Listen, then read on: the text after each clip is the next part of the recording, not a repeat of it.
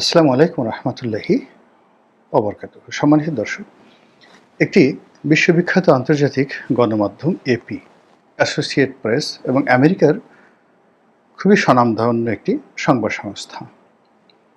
তো সেই সংবাদ সংস্থায় নাতি দীর্ঘ একটি সাক্ষাৎকার দিয়েছেন জনাব সজীব ওয়াজেদ জয়, এবং সেই সাক্ষাৎকারটির উপর ভিত্তি করে ভারত, আমেরিকা, ইংল্যান্ড, তারপর কানাডা এবং অন্যান্য যে সকল দেশের সঙ্গে বাংলাদেশের রাজনীতি জড়িত, ওতপ্রোতভাবে জড়িত, তারা অত্যন্ত গুরুত্বের সঙ্গে তার সেই সাক্ষাৎকারটি নিয়ে খুবই ইতিবাচক বিচার করেছে, বিশ্লেষণ করেছে এবং নানা রকম তাদের যে মন্তব্য, সেই মন্তব্য তারা প্রকাশ করেছে।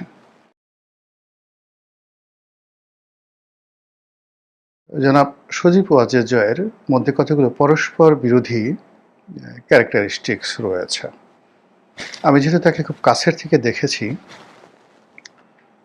এ কারণে এই কথাগুলো আমি বলতে পারছি। প্রথমত হলো ইন্টেলিজেন্স, মেধা, এটার যে তার লেভেল, এটা আমাদের অ্যাভারেজ মেধার লেভেল না।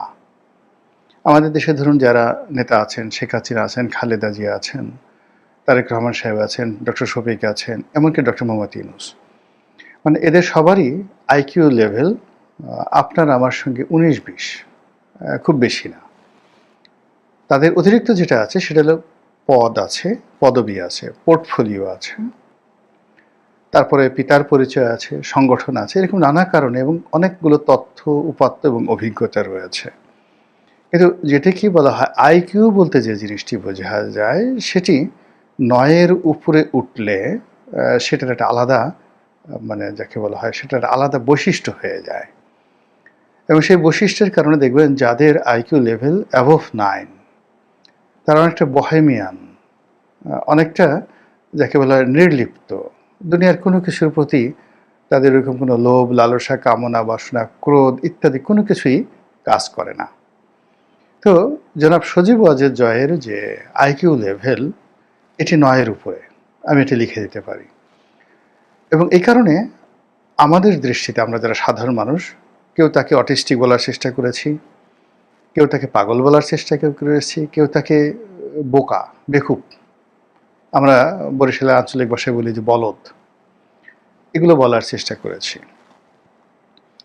কিন্তু আপনি যদি তার ড্রেস কোড দেখেন, অর্থাৎ যখন তিনি সুটেড বুটেড থাকেন, ভালো পোশাক আশাক পরেন, তখন আপনি দেখবেন যে এক্সট্রিম লেভেলে it looks like Barack Obama, it looks like যাকে বলা হয় Bill Clinton, John F Kennedy অথবা রোনাল্ড রিগান। আপনি জয়ের সবচেয়ে ভালো পোশাকগুলো পরে, হেয়ার স্টাইল করে তিনি যখন যে ছবিগুলো দিয়েছেন, ওই জিনিসগুলো আপনি দেখেন।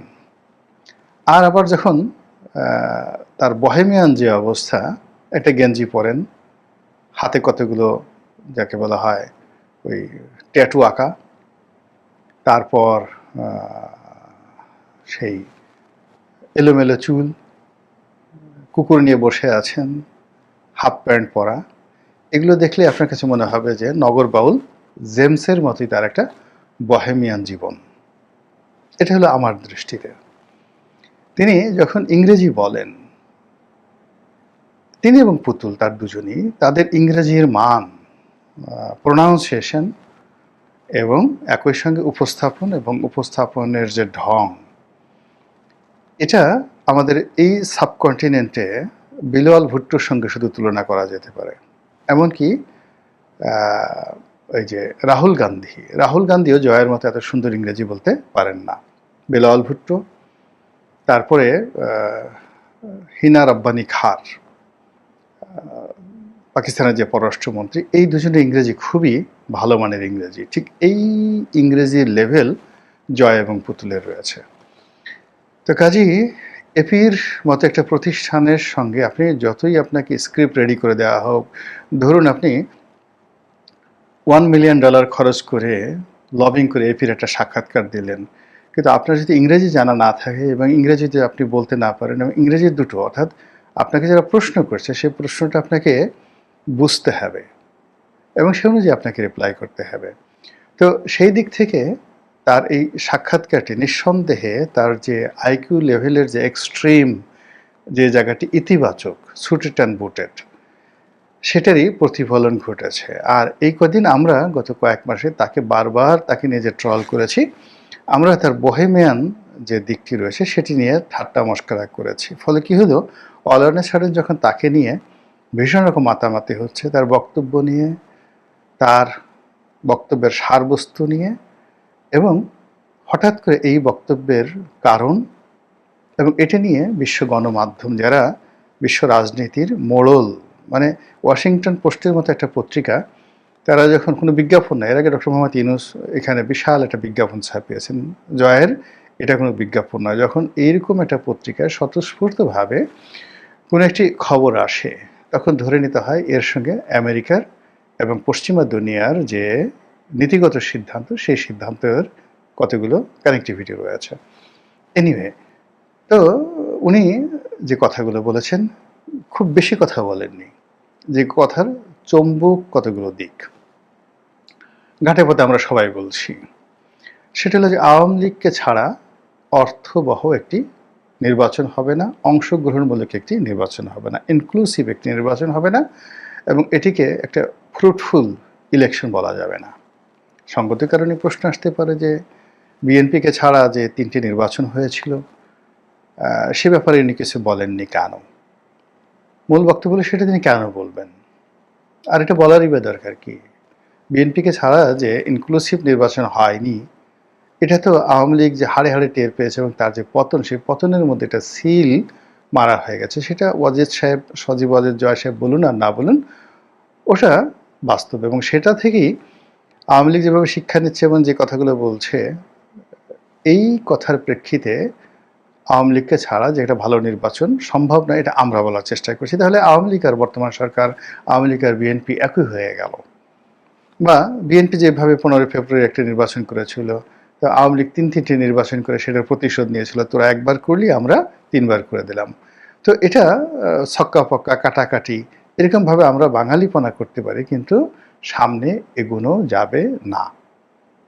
জনাব জয় যে কথাগুলো বলেছেন, সে কথাটা হলো একটা নতুন দিগন্ত উন্মোচন করেছেন আলোচনার জন্য।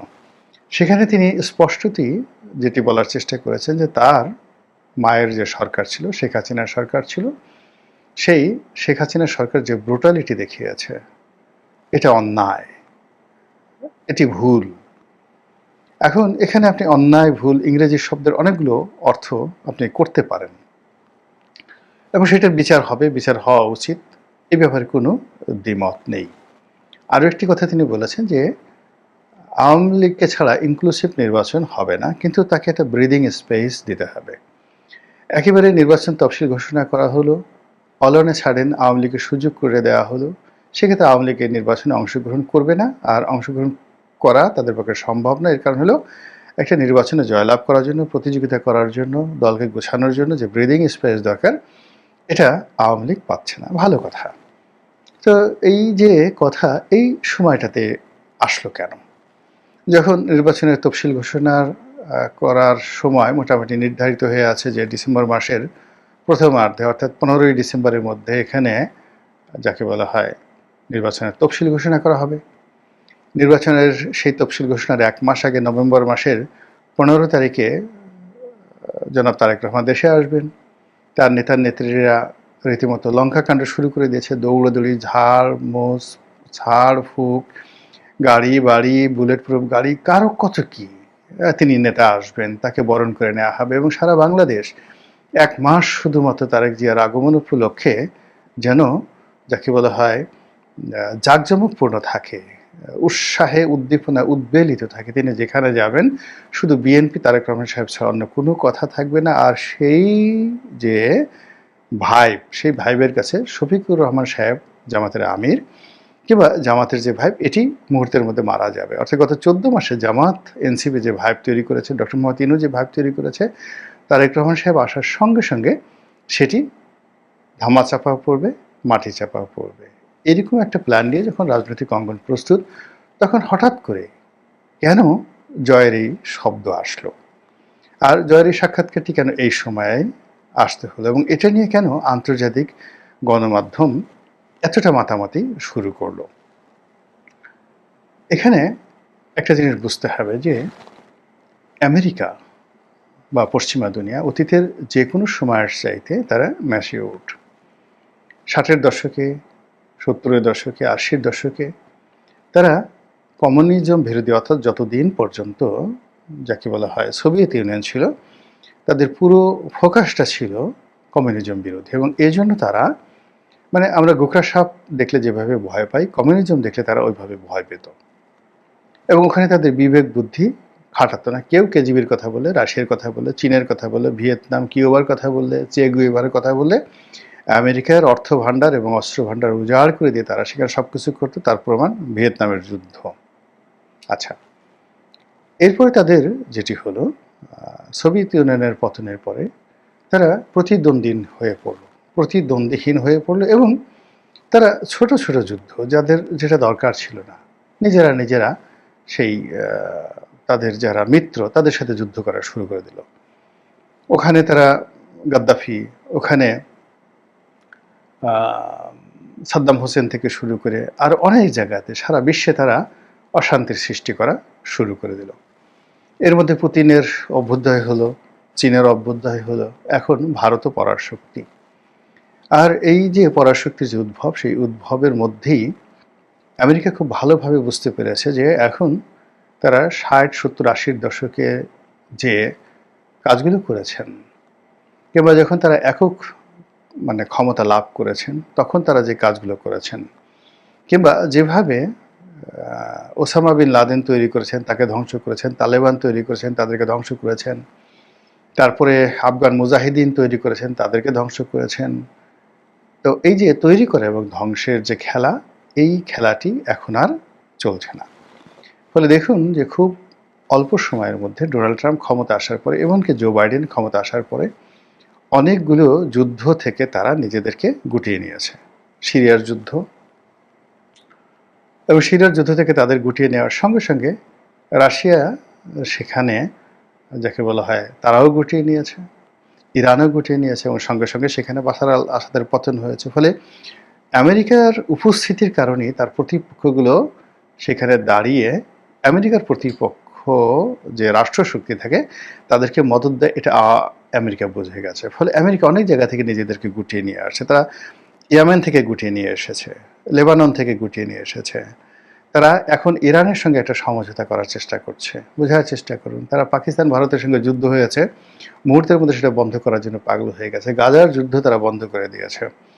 বিকজ আমেরিকাতে এখন এই মুহূর্তে যারা আছেন তারা জানেন যে চাকরির বাজার, ট্যাক্সের বাজার এবং অর্থনীতির কি বেহাল দশা হয়েছে।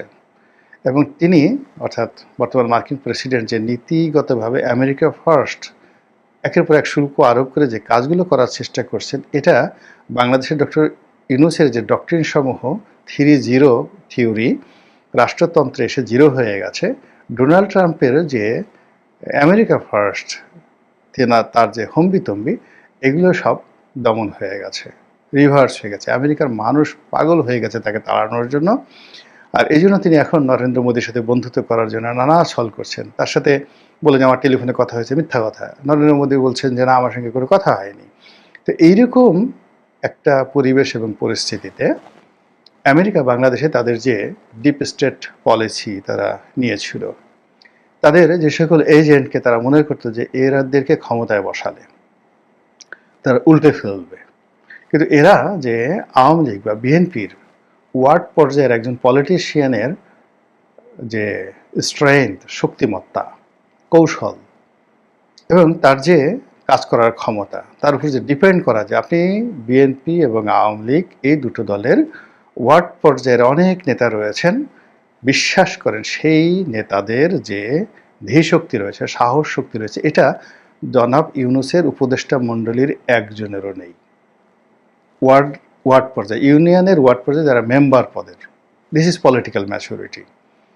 আপনি যদি আওয়ামী লীগের যাকে বলা হয় বা বিএনপির চেয়ারম্যান হিসেবে দায়িত্ব পালন করেছেন কয়েকটা জেলাতে, যেমন ধরুন ময়মনসিংহ, গফরগাঁও, আমাদের পটুয়াখালীর গলাচিপা আমার নির্বাচনী এলাকাতে, ফেনী এই এলাকার চেয়ারম্যান অথবা উপজেলা চেয়ারম্যান 10 বছর বা 5 বছর দায়িত্ব পালন করেছেন, এমপির কথা বাদ দিলাম। এদেরকে এনে আপনি যদি একসাথে 24 ঘন্টা গ্রুমিং করেন এই উপদেষ্টা মণ্ডলীদের মধ্যে সবাইকে, এই গাবতলী হাটে কয়েকবার বিক্রি করবেন, আবার কয়েকবার কিনে নেবেন। This is politics. তো এদের দ্বারা যে কিছু একটা হবে না, এটা আমেরিকা বুঝে গেছে। যদি 70-এর দশক হতো, 60-এর দশক হতো, এটা বুঝতে আমেরিকা 10 বছর লাগতো, 15 বছর লাগতো, আর বোঝার পরেও তারা কিন্তু গোয়ার্তুমি করতো। কিন্তু এখন তারা 24 ঘন্টার সময় নিচ্ছে না। যেভাবে ভারত পাকিস্তান যুদ্ধ বন্ধ করছে, যেভাবে মোদির সাথে সম্পর্ক করতে চাচ্ছে, আবার অনেকের সাথে তাদের যারা বন্ধুত্ব ছিল সেই বন্ধুত্ব তারা যেভাবে কাট আপ করে ফেলেছে, ঘ্যাট কাট আপ করে ফেলেছে। তো তারই প্রেক্ষিতে সজীব ওয়াজেদ জয় কিংবা শেখ হাসিনা কিংবা আওয়ামী লীগ তাদের সঙ্গে কোনো সংযোগ স্থাপন হলো, এটি নিয়ে কিন্তু সরকারের মধ্যে এখনও যারা রয়েছেন সরকারের মাস্টার মাইন্ড, এবং এই সরকার সফল হলে যারা লাভবান হবেন, আর এই সরকার ব্যর্থ হলে যাদের পিঠের চামড়া থাকবে না, তারা কিন্তু এই বিষয়গুলো নিয়ে ভাবছেন। আর ভাবার ফলে একেবারে যখন সব কিছু পিন পয়েন্টে চলে এসছে, তখন হঠাৎ করে জনাব সজীব ওয়াজেদ জয়ের এই যে অভ্যুত্থান কিংবা অভ্যুদয় যা কিছু হচ্ছে, এটা সরকারকে সঙ্গত কারণেই বিচলিত করেছে। অস্থিরতা তৈরি হয়ে যায় সরকারের মধ্যে, এবং সরকারের অনেকগুলো বিষয় নিয়ে এখন সরকারকে নতুন করে চিন্তা ভাবনা করতে হচ্ছে। অন্যদিকে বিএনপির যে রাজনৈতিক হিসাব, তারা যেভাবে আওয়ামী লীগকে একেবারে মাইনাস করে দিয়েছিল, আওয়ামী লীগের কোনো চিন্তাই তাদের মধ্যে ছিল না। আওয়ামী লীগের সব কিছু তারা মনে করেছিল এটা আমাদের গনিমতের মাল। এখন আমরা কোন অংশটা নিজেরা রাখবো, আর কোন অংশটা জামাতকে দেবো, কোন অংশটা এনসিপিকে দেবো, এটা বিএনপির যারা মাসলম্যান তাদের মেজাজ মর্জির উপর নির্ভর করছিল। গত 14 মাস ধরে এরকম একটা ভাইব যেখানে তৈরি হয়ে আছে, এবং বাস্তবতা, শুধু ভাইব না, বাস্তবতাও তাই। গিয়ে দেখেন যেখানে যেখানে আওয়ামী লীগের ব্যবসা বাণিজ্য, শিল্প, কলকারখানা রয়েছে, সেটা যেখানে বিএনপি মনে করেছে আমাদের এটার উপর প্রভুত্ব কায়েম করা দরকার, সেখানে বিএনপি করেছে। বিএনপিকে যেটা ফেলে দিয়েছে সেটা হয়তো জামাত গ্রহণ করেছে, জামাত যেটা ফেলে দিয়েছে এনসিপি গ্রহণ করেছে।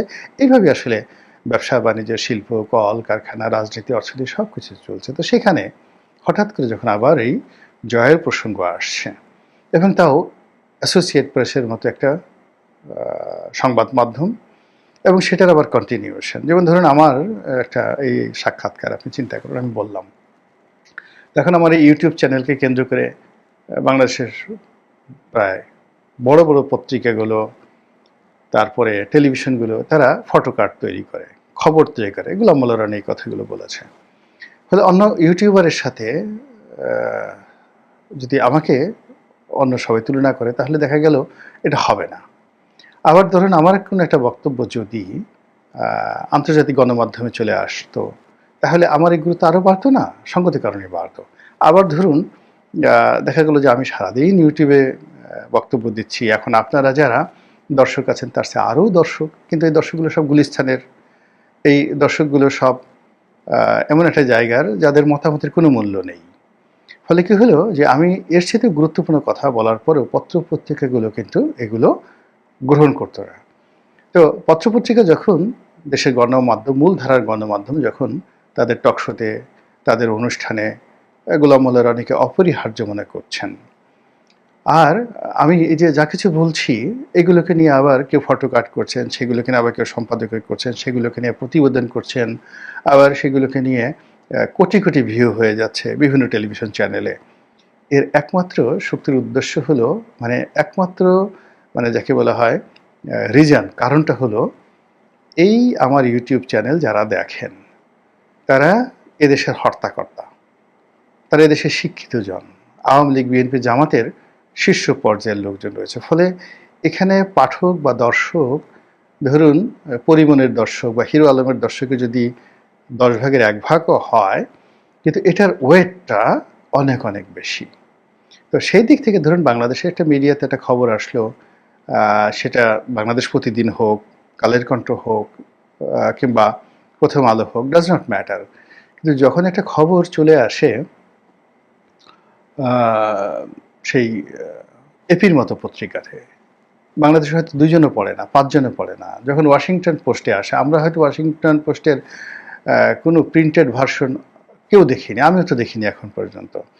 কিন্তু মূল ব্যাপারটা হলো যে বিশ্বের যেই জায়গাগুলো থেকে রাজনীতির চাবিকাঠি ঘোরানো হয়, যেখান থেকে সিদ্ধান্ত নিতে হয়, ঠিক সেই জায়গাটাতে ওই পত্রিকাগুলো নক করে এবং তাদের রিপ্রেজেন্ট করে। আপনি চিন্তা করেন দ্য ইকোনমিস্ট, সেটার একটা প্রতিবেদন, টাইম ম্যাগাজিনের একটা প্রতিবেদন, দ্য হিন্দু, ভারতের হিন্দু পত্রিকার একটা প্রতিবেদন, পাকিস্তানের ডন পত্রিকার একটা প্রতিবেদন, চীনের সিনহুয়ার একটা প্রতিবেদন, কিংবা জার্মানির শাইটুংয়ের একটা প্রতিবেদন, এর অনেক গুরুত্ব, বা ফ্রান্সের লা মন্ডে পত্রিকার একটা প্রতিবেদন, এটার ভীষণ রকম গুরুত্ব, যেটা আমরা বাংলাদেশে কল্পনা করতে পারিনি। এবং সেই কাজটি জনাব সজীব ওয়াজেদ জয়ের জন্য ঘটেছে, তার পক্ষে ঘটেছে, বিপক্ষে ঘটেছে, হোয়াট এভার মেবি, এজন্যই এটা নিয়ে আমরা এত আলোচনা করছি। মহান আল্লাহ আমাদের সবাইকে হেদায়েত দান করুন এবং হেফাজত করুন। আসসালামু আলাইকুম ওয়া রাহমাতুল্লাহি ওয়া বারাকাতুহু।